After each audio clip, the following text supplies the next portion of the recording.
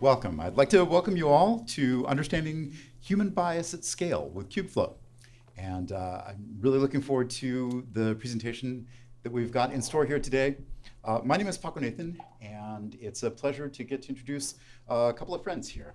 Let me get the right clicker going. Okay. So it's a pleasure to introduce Michelle Casbon and John Bohannon. I met Michelle years ago at one of my favorite startups in San Francisco from a few years back, Iterating, and definitely a deep bench of working in natural language processing. And now through other conferences, I know we've done some talks and whatnot, hosting before, but now at Google, working on Kubeflow. Also, John, I've met through another one of my favorite startups in San Francisco, Primer AI. And John's been leading a project called Quicksilver. You may have seen a Wired article about this last fall, roughly October-ish or so. And anyway, we'll dig into more details. They can both talk much more about that. I've spent a long time working in the field, and NLP has been a large part of my career. Language has so much power. There's, of course, the famous truism about the pen being mightier than the sword. Language has so much effect for good and bad, and we're going to dig into how to process that at scale, but also some of the implications. So with that, let's go. There is the Dory app. If you're not familiar with it, there's some instructions up here about how to use the app to put in questions. So down toward the bottom there, you see the blue circle that says Dory Q&A. So you can use the app to submit questions during the Q&A. We have a lot of time for that. There's also, though, a microphone right here. It's up toward the back of the second row there, if you want to come up and get on the mic. I think, for what it's worth, we can probably field questions and be, because I don't think that we're recording. So we can do that as well. Now, without further ado, please welcome Michelle and John.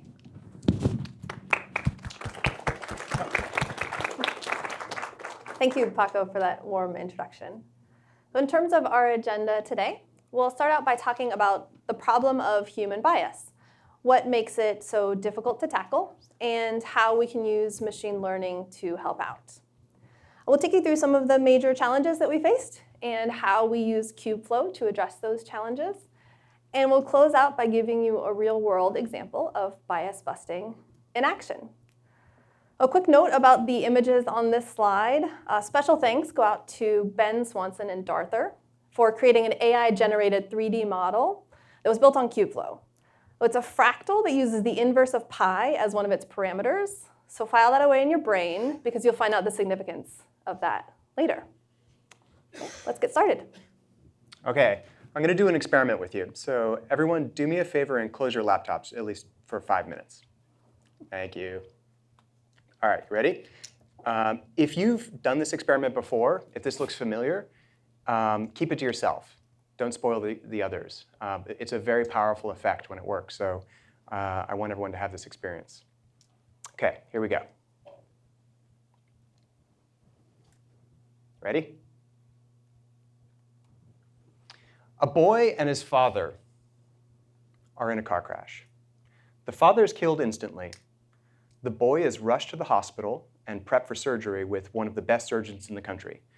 Lucky him. Doctor arrives, sees the boy on the table, and says, "I can't operate on this patient. He's my son." Now, when I first saw this myself a couple years back, I was absolutely stumped. Like my mind just raced to explain the paradox. Like I'm sure right now in your minds, you're coming up with explanations for this. So, who is the surgeon? Michelle? There's a simple explanation for this, and it's the mother. Raise your hand if you've seen this for the first time and you immediately knew the mother was the answer. 1, 2, 3. 3. OK. That's a little bit lower than average. Typically, 85% of people are stumped by this, which means, I guess by extension, more than 3 out of this room typically get it.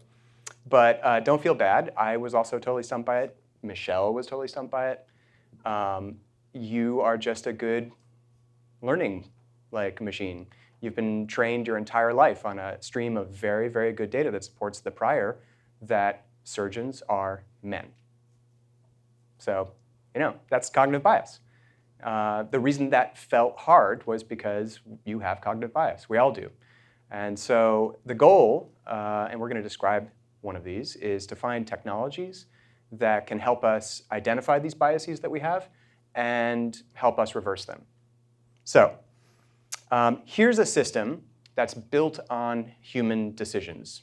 So Wikipedia is an example of a web scale system where it's really just amplifying the individual decisions of individual humans. So what happens is all those cognitive biases in those brains get inherited by the web scale system. You just can't avoid it. It ends up happening. Let me give you some examples. But before I do, I just want to emphasize the astounding thing about Wikipedia is that it works at all. So I'm going to be pointing out some well-known problems with Wikipedia, but that's by no means a deal breaker.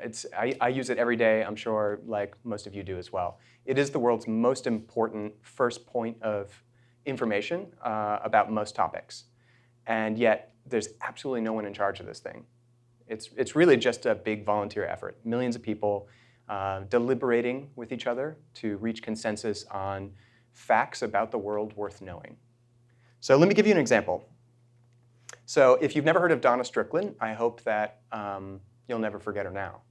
So last year, she won the Nobel Prize in Physics for her work on laser physics. First woman to win this prize in 55 years. It's a big deal.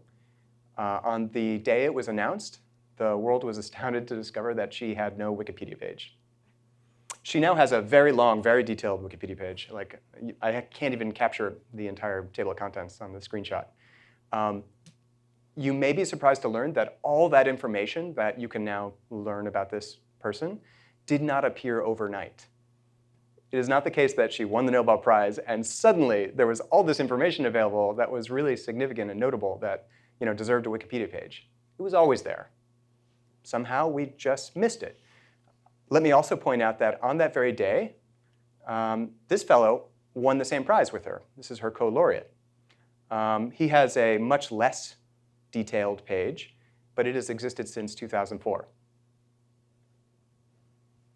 Let me show you an example of a typical web page, a Wikipedia page about a scientist. I found this guy at random just using my data. Totally typical meat and potatoes Wikipedia page about a scientist. Is based at some research institute, studies a certain topic, and has some public impact. There are citable, reputable news sources about this person and his work. And so you get a Wikipedia page. Totally normal, nothing controversial here. Now, in the same query where I found him in my data, I found a colleague of his who works on almost the same thing, very, very similar topic, public health. There's actually more to say about this colleague of his. I would love to show it to you, except it's pretty hard to fit it on this screen. Her name is Amizota.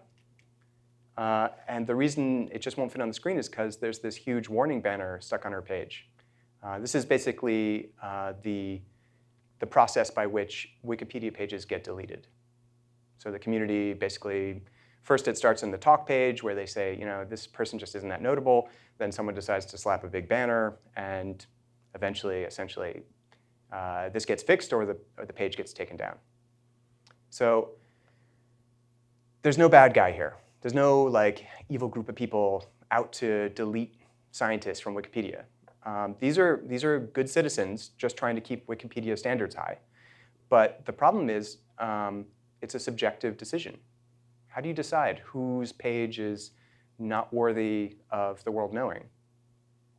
You just have to use your gut. And that's just an invitation for your cognitive biases to have an effect. So I also want to show you an example of the opposite effect. How many of you have ever heard of sting? Now, take your hand down if that sting was the singer. Anyone still have their hand up? Oh, very strong, very strong. OK, I want you to keep that in mind. But here's an example of a scientist who has the longest and most detailed Wikipedia page of all. So there is no female scientist who even comes close to this. And it's not because it's the most important scientist in the world or her work is that important. It's because her life intersects with a topic that people just like pay a huge amount of attention to, namely the post-9/11 war on terror. So this is just to show you that over-attention can also be a result of cognitive bias.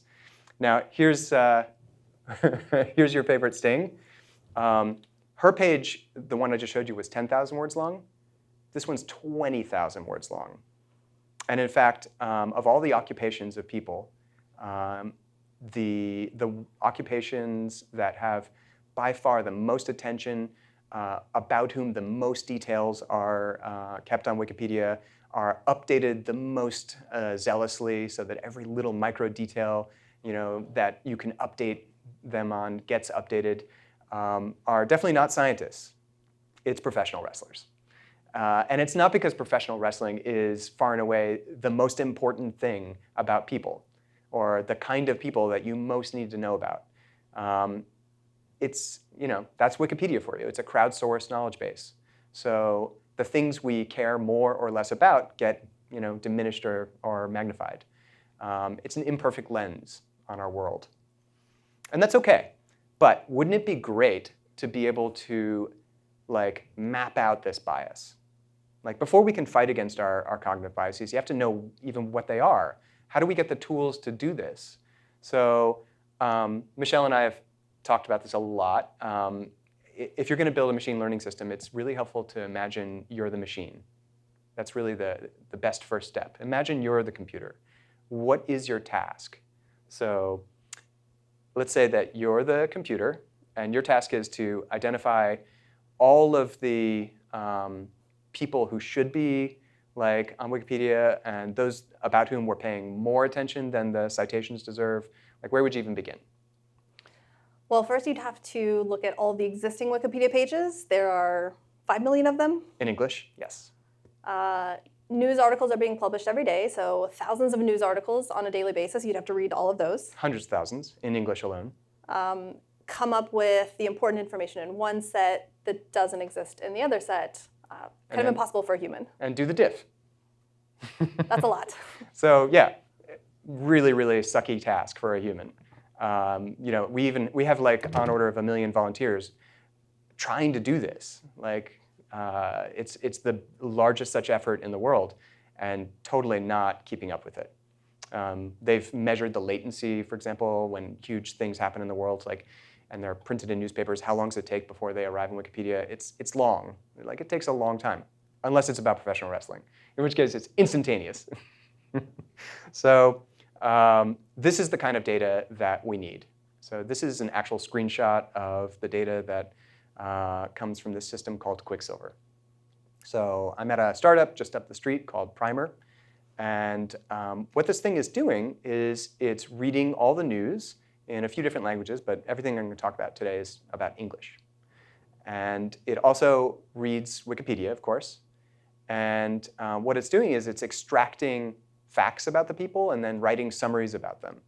And so this is what we need. So how many of these people actually are described in Wikipedia? So now what you have is a ranked list, right? You can sort how much did we learn about these people, in this case scientists, in this case female scientists. How much did we learn automatically with an AI system from the news versus how much is known about them in Wikipedia? Ta-da! Hardest problem effectively solved. So when we first started talking about this, when we got a lot of coverage in Wired, for example, last year, we being Primer, were really, really proud of this. Pretty much smug. Because we only had tens of thousands of people being tracked with on order of hundreds of thousands of news docs. And we did it from static JSON-L files.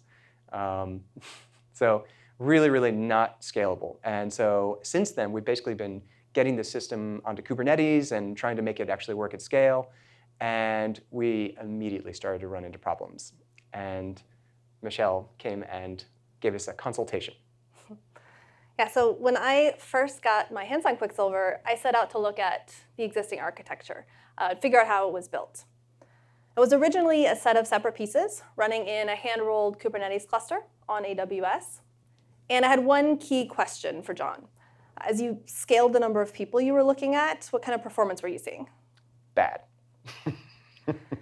Yeah, so it seemed fine with just the first few thousand, but as you started to grow to Wikipedia scale, you ran into challenges. This is a very familiar problem. You have this handcrafted artisanal ML system that's been meticulously sculpted for solving a tangible problem. You have a relational backend, a document store, a caching layer, and a monolith that coordinates between all of those pieces. With that as a starting point, the first thing we do is forklift it into GCP. Some of this was easy. For example, moving the Kubernetes manifests onto GKE was straightforward. Thankfully, you were already running Kubernetes. We moved some of those application config files into config maps and database credentials into secrets. We even moved the document store from Elastic into cloud storage. Elastic was overkill for this application, so we used the simplest storage we could find. But other things were a bit harder. When you stand up your application, what's the first thing it does? Yeah, so step one, hit Postgres and talk to the knowledge base. And that's also step N. It basically has to iterate back and forth, back and forth, back and forth with SQL calls. Yeah, so I noticed that. Actually, moving the data from Postgres into Cloud SQL was just delightfully straightforward. But connecting to it was another story. So if you haven't used Cloud SQL before, if you want to run an application inside of Kubernetes engine, you need something called a sidecar that gives you a proxy, a connection proxy. And what it does is it creates a network tunnel. It continuously refreshes your SSL certificate. It can be a bit tricky to set up, but once you get it running, you generally don't have to think about it. OK, so now that we have it running in GCP, great. Now you have two problems. Yay! Your application runs poorly on two different clouds. Mission accomplished. Yeah, so it is still like directionally correct though, because although we're talking about scientists and Wikipedia as a motivating example, we're actually building products. So what our customers want is a system that you can just feed in natural language documents. It will automatically stand up a knowledge base and update it as it learns things from those documents, and then describe itself in natural language reports of some kind, and always comparing itself to some source of truth. So that's the generalizable system we're going for. And so we want this thing to be able to deploy on any kind of cloud or on-prem, actually. A lot of customers need this to work on-prem. So if we can make it work in both AWS and GCP, it's definitely a step in the right direction. OK. So the primer team did this the hard way. Sometimes a monolith is OK. But in your case, having a design template would have helped you build a scalable application from the beginning. OK, but just note that Kubeflow did not exist when this project started. Yeah, so it's not too late. Kubeflow can still help. So let's look at how. I prepared a recording for today. What we'll be doing is spinning up clusters and watching nodes scale up and down and performing training, which is about as exciting as watching paint dry. So we'll skip over some of those boring parts, and we'll start by looking at our empty GCP console. So from a blank slate, the question is always, where do you begin? Primer was brand new to GCP, so we started with an empty project. And what we need is a way to create a fresh cluster from scratch. Well, good news, there's an app for that. It's called Click to Deploy. And if you go to deploy.kubeflow.cloud, you'll find this form. We need a couple pieces of information. We have our project name. We need to give our deployment a name. Let's call it QB. Let's. Give it our OAuth credentials. If you're not sure how to create those, there are instructions on the left. And that's it. We're using the very latest version of Kubeflow. It was just released last week. So how many people here have used Kubeflow before? OK, of those, who installed it themselves?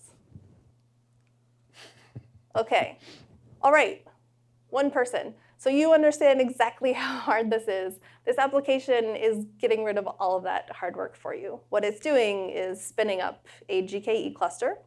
It's setting up the project, creating service accounts, enabling APIs, and installing all of the Kubeflow components. You can watch those install. It takes about 5 minutes to get to this point where you have everything running. But it gives you a public URL. That takes about another 10 to 15 minutes. And once that's up and running, you can go into your services tab, find your ingress service, and just click on the link that it gives you. So what you have now, this is your central dashboard, and this is the entry point into all of the sort of Kubeflow UIs. Now that's the official installation. That's what you get if you just use the app. But I always do one extra little step for my clusters. I'm going to show you the sort of secret backdoor feature. It's one of my favorite GCP features. It's called auto provisioning, and it's a GKE beta feature. So if you run this command, you can specify maximum limits for CPU and memory. And what it does is when you run jobs on your cluster, it will scale the number of nodes up and down based on the requirements that are there. So this takes about 5 minutes or so. But once we have it up and running, we don't have to think about the size of our cluster.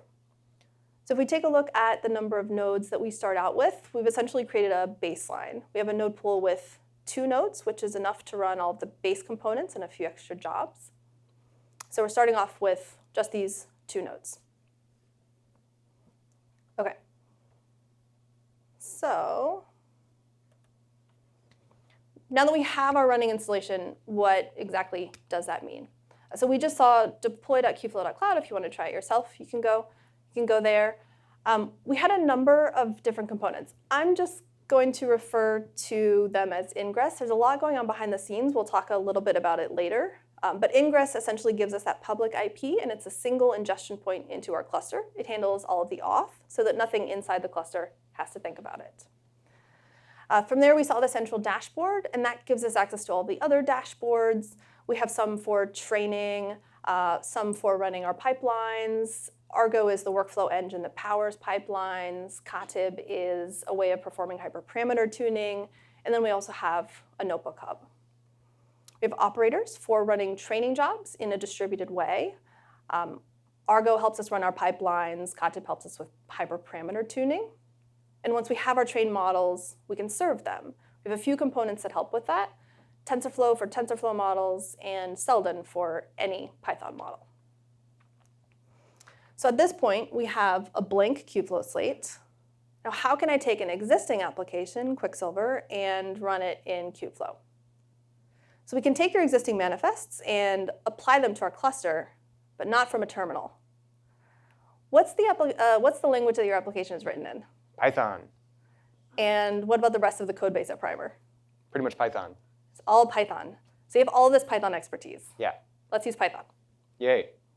So this is what it looks like to run our monolith on Kubeflow. We create a pipeline, and each step is one of our components.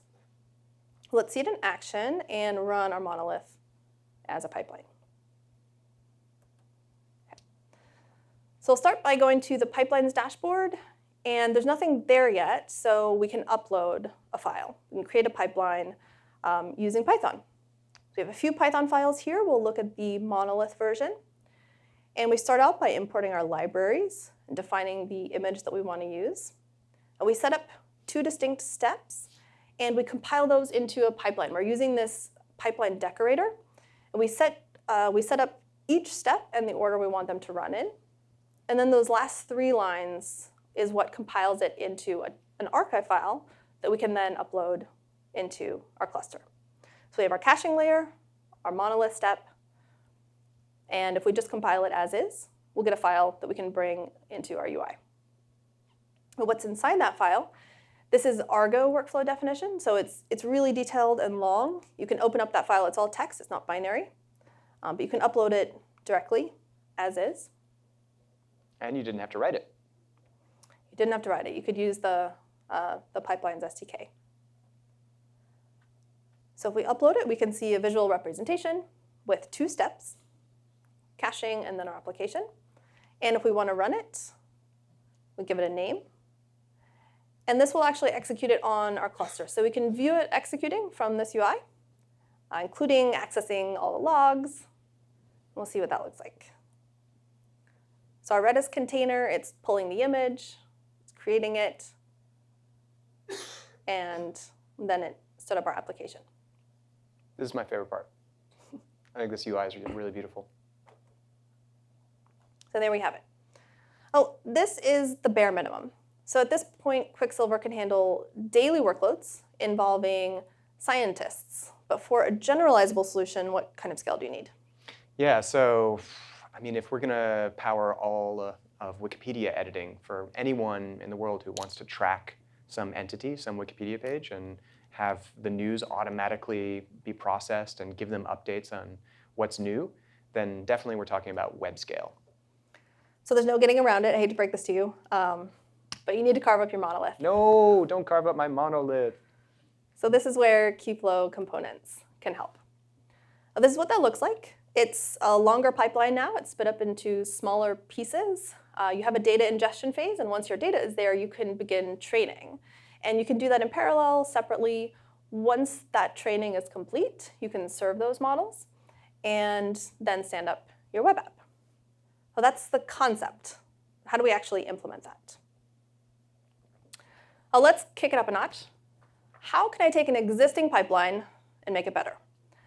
OK, audience question, what's the best tool for quickly iterating on a Python file? What are some of your favorite tools? Jupyter Notebooks. Excellent answer. All right. Where did the mouse go? OK. So we'll start by going to the Notebooks tab. You read my mind. OK, so what's better than hosting your notebooks locally and competing with all of your open browser tabs for resources? Running it on someone else's resources. That's right. That way you have room for all the cat memes. So what we're doing here is Kubeflow provides this spawner, and we can spin up our very own Jupyter Hub instance. This takes about 2 or 3 minutes. But this is all running inside our cluster. So we can access it locally. We connect right here, and we have our own instance. So we'll go and we'll find our microservices notebook. We'll upload our own file. This is also really great for reproducibility. I can point you at the exact notebook where I ran everything. You can see how I got it wrong. Okay, so fun fact about notebooks. The very first time I saw a notebook, I was in Paco's workshop. This was probably 2013, 2014. I don't even know if he knows this. But I learned everything I know about notebooks from Paco. That was the very beginning. So you're seeing this in action here. OK, so this is our microservices version of Quicksilver. The first thing we do, we're just using a stock TensorFlow image. So we're going to install Kubeflow pipelines on top of it. And then we import those libraries. We define some static variables, so which images we want to run, which versions. And then we retrieve our database credentials from secrets. That way nothing is hard-coded in GitHub anywhere. And then we define each of our steps. We ingest our data first, and then we train. And this step is kind of interesting. It's doing some unique things. So we're making requests for resources. We're saying that we want a couple of CPU cores and 32 gigs of RAM. We're grabbing those database credentials, and then we're adding our sidecar. This is what gives us the connection to Cloud SQL. This is a brand new feature. Thank you to Eternity for committing that like 2 weeks ago, just in time for me to get this prepared. This is one of my favorite things. So this training step, because we're requesting resources just for this one step, that means that we don't need it for the entire pipeline. So being able to specify it at a step level is what helps us to scale out our cluster. So we compose our pipeline, we define each of those steps and the order we want them to run in.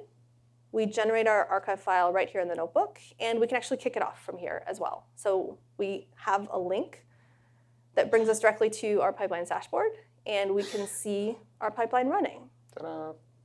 So our data ingestion ran just fine, but our training job, I know that's small. It says this step is in pending state. It's unschedulable, insufficient memory. Call DevOps. OK, so what do? Let's do some troubleshooting. We'll drop down to the container level. Let's see what's going on with our training pod. We have a few more details in here. And it looks like, OK, so we couldn't schedule it, but triggered scale up. This is a good sign. This means that our auto provisioning is kicking in. And because we only had 2 nodes originally and we wanted more RAM than was available, we can see this happening. If we go into the console, we can see a node spinning up. DevOps is already on it. Didn't even have to call them. All via DevOps. Python. So that all happens in the background. And as soon as that node becomes available, that'll take a few minutes. Our job will complete. And then the rest of our pipeline can finish running. Well, because what's better, having a fat cluster up all the time or having a fat cluster up just for a few hours? OK, so the cool thing is that once that pipeline is done, the nodes disappear. So the node pool that was stood up gets deleted, and our application is up and running. OK, so I talked about the ingress component, and I told you there was kind of a lot going on behind it. One of the cool things about it is that there's a reverse HTTP proxy. So we can just add a route to our external URL and navigate to /Quicksilver. And we can actually see our application up and running. Yay, there it is. All right. So what has Kubeflow given us? We've gotten portability so that we can run on any Kubernetes cluster. Kubeflow is entirely open source, and it uses vanilla Kubernetes APIs. So as long as you're running open source Kubernetes, you can run Kubeflow on top. That means you can run it on another cloud, on-prem, or even local. There's no vendor lock-in. We've also gotten scalability. So that means that our costs can grow in line with our user growth, and we can be very fine-grained about that. And then we also have composability so that our ML design can handle web scale. As platforms like Kubeflow make it easier and easier to build ML applications, it's our responsibility to build ethical ML systems. A revealing bias can have a positive effect immediately.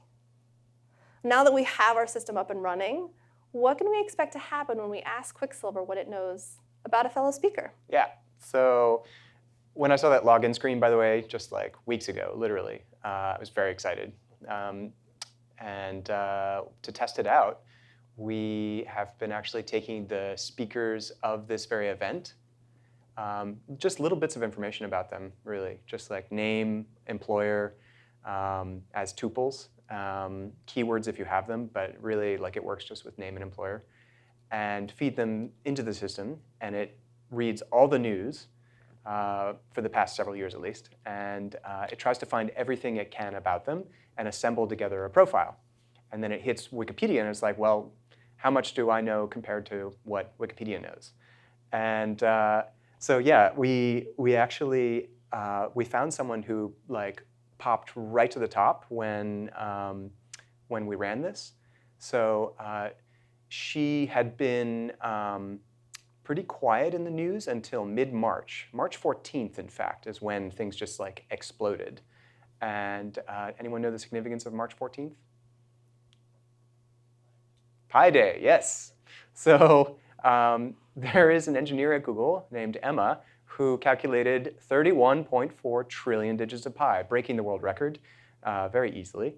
And like there was just a ton of news coverage of this. She did it on GCP. It was a cloud computing feat. And sure enough, as journalists basically did their job of describing this, this scientific feat and describing the scientists behind it, you started to learn more and more about Emma. Lots of little bits of string that the AI system gathered together in order to have a bunch of cool things to say about someone. Now, this was trained on Wikipedia, so it's essentially like its model of what counts as interesting is everyone on Wikipedia. So it's just finding facts that kind of basically are similar to that and assembling them. And can we run it? Yeah. So this is us actually getting her profile from Quicksilver, and ta-da! There she is at the top. And this is what the machine just like spat out. Hey, there's Emma. I know about her.